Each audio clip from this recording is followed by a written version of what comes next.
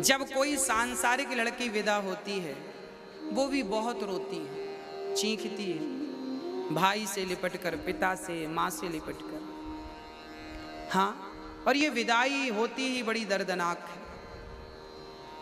कई बार जब लड़की ससुराल जाती है तो ससुराल वाले देखने आते हैं लड़की क्या लेकर आई,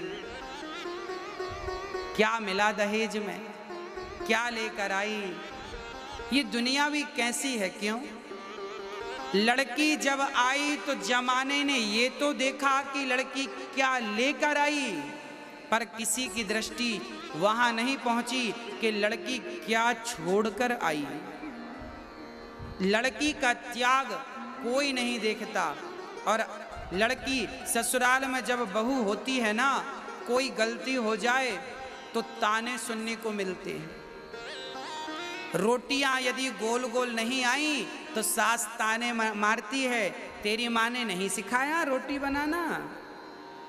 सब्जी में जरा सा नमक ज्यादा हो जाए तो ताने सुनने को मिलते हैं। अच्छा, मैं आपसे पूछता हूं, आपकी बेटी से यदि गोल गोल रोटी ना आए तो क्या आप उसे ताने मारेंगे? नहीं, बल्कि हाथ पकड़कर सिखाएंगे कि ऐसे नहीं ऐसे।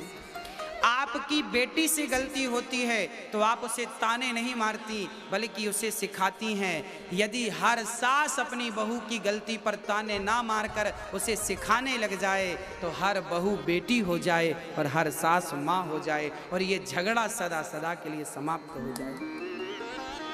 परंतु कितनी बार हमने ये बातें समझाई पर खोपड़ी में जाती ही नहीं। कुछ दिन तो ठीक रहते हैं लोग, फिर पता नहीं क्या हो जाता है।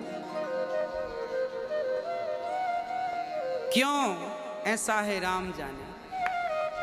हाँ, इसलिए मैं प्रार्थना करता हूं सास को माँ का दर्जा दिया जाए, सास को माँ कहा।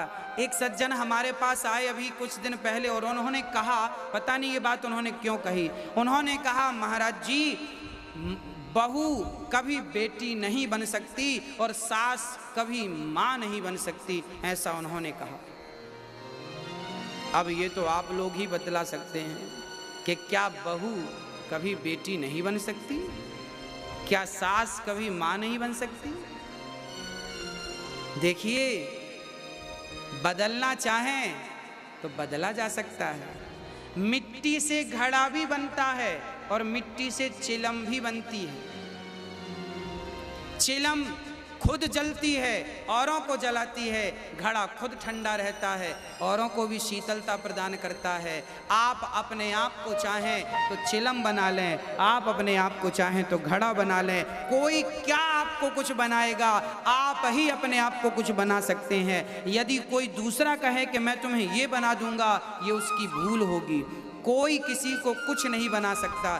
यदि किसी को कुछ बनाया जा सकता है, आप स्वयं अपने आप को कुछ बना सकते हैं। चाहे घड़ा बनाए, चाहे चिलम बनाए। इसलिए मैं कहता हूं, अपने आप को बहू ना बनाओ, बेटी बनाओ, अपने आप को सास ना बनाओ, माँ बनाओ। और ये रिश्ते तब बदल जाएंगे जब प्यार की अधिकता होगी। एक बेटी अपने पिता के पास आती है, उसकी सास बहुत परेशान करती थी, बहुत तंग करती थी। एक दिन बहू दौड़ी दौड़ी पिता के पास आई, पिताजी पिताजी कोई जहर दे दो। उनके पिता बहुत बड़े डॉक्टर थे। बेटी से कहा, बेटा तुझे जहर क्यों चाहिए, तू क्यों मरना चाहती है? बेटी बोली, पिताजी मुझे नहीं मरना, अपनी सास को मारना है जहर देकर, सास को जहर देके मारना है। पिता ने कहा, बेटी ये तो बड़ा पाप कर रही है, सास को क्यों मारेगी? जहर देके मार डालेगी तो तू जेल चली जाएगी, जीवन भर चक्की चलाना पड़ेगा, सड़ जाएगी। ना पिताजी आप कुछ भी करो, अब तो मैं ऐसी बुढ़िया के साथ रहूंगी नहीं, बहुत पाप करती है मेरे साथ, तो नमक भी तौल कर देती है डाइन। कोई नमक खा जाऊंगी क्या मैं?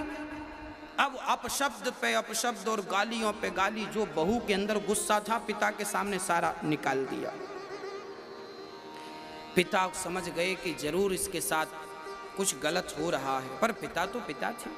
पिता ने कहा अच्छा ठीक है, तू जिद कर रही है, मैं तुझे जहर दे रहा हूं, पर ध्यान रखना मैं तुझे ऐसा जहर दूंगा एकदम से यदि सास मर गई तो पूरा शक तुझ पे ही जाएगा। तूने मार डाला सास को, तो मैं तुझे ऐसा जहर दूंगा जो धीरे धीरे असर करेगा। 6 महीने का जहर दे रहा हूं मैं, 6 महीने का डोज है। सास की दाल में ये एक पुड़िया रोज घोल दिया कर। अब 6 महीने की पुड़िया बनाकर पिता ने पकड़ा दी बेटी को और कहा बेटी जब तक तेरी सास मर नहीं जाती तब तक तू अपनी सास के पांव दबाना और सास की जरा सेवा करना, ताकि लोगों को लगे, ताकि लोगों को विश्वास हो जाए कि तू जहर दे के नहीं मार सकती अपने सास को। लोगों का विश्वास तो तुझे जीतना ही पड़ेगा। बेटी बोली ठीक है पिताजी, 6 महीने में मरती है तो मैं कर लूंगी। अब पुड़िया लेकर के बहू आई और अपनी सास को रोज एक पुड़िया देने लगी, पर पुड़िया तो देती दाल में मिलाकर, पर रोज पांव दबाती और सास जो कहती कर लेती चुपचाप बिना कुछ कहे।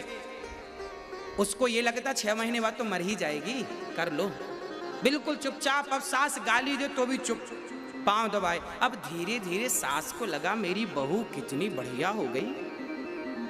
अब सास भी अपनी बहू से प्यार करने लग गई। वो भी कहती बेटा पांव मत दबा, तू भी तो थक गई होगी, जा सो जा। और सुन कल तू थोड़ा देर तक सोना, सुबह मैं उठ के काम कर लूंगी। अब सास घर का काम कभी कभी करती, कभी सास भोजन बनाने लगती। अब बहू कभी कभी बहू बर्तन मांज धुल देती तो कभी सास बर्तन, मतलब मिल बांट के अब काम होने लगा।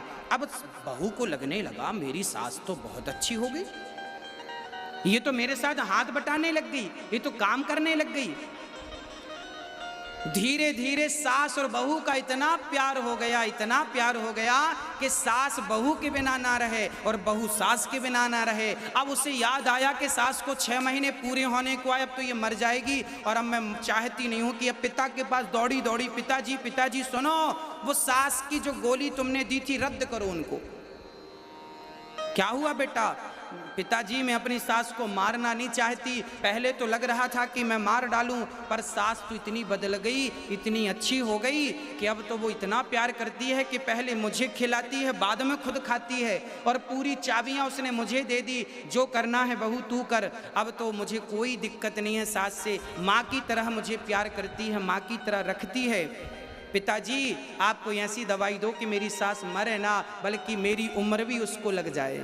तब पिता ने कहा बेटा चिंता ना कर, जो तुझे गोलियां दी थी वो केवल चूरन की गोलियां थी, चिंता की कोई बात नहीं। चूरन था हाजमौला।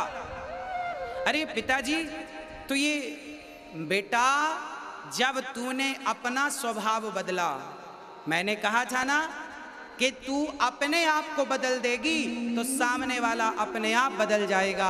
जमाने को आप तब बदल सकते हैं भक्तों जब आप अपने आप को बदल देंगे। अपने आप को बदलने की शक्ति यदि आपके भीतर है तो आपके भीतर जमाने को बदलने की भी शक्ति है, और यदि आपने अपने आप को नहीं बदला तो जमाने को बदलने का सोचिए मत। सास बुरी नहीं होती, बहू बुरी नहीं होती, केवल एक नजरिया बुरा होता है। इसलिए सास अपनी बहू से प्रेम और बहू अपनी सास से प्रेम करें। अपनी अपनी जिद छोड़ दें सब लोग, और कभी सास की बात मान ले बहू और कभी बहू की बात मान ले सास, तो फिर आपका घर घर थोड़ी रहेगा मेरी माँ, घर तो स्वर्ग बन जाएगा, घर स्वर्ग बन जाएगा। एक दूसरों के लिए जब हम जीते हैं, हम आपके लिए जिएं, आप हमारे लिए जिएं, फिर वो क्या होगा? वो स्वर्ग होगा। रिश्तों को निभाना, रिश्तों को बना लेना तो सरल बात है, निभा पाना थोड़ा कठिन है। कठिन काम ही करिए, हाँ सरल काम तो सब कर रहे हैं।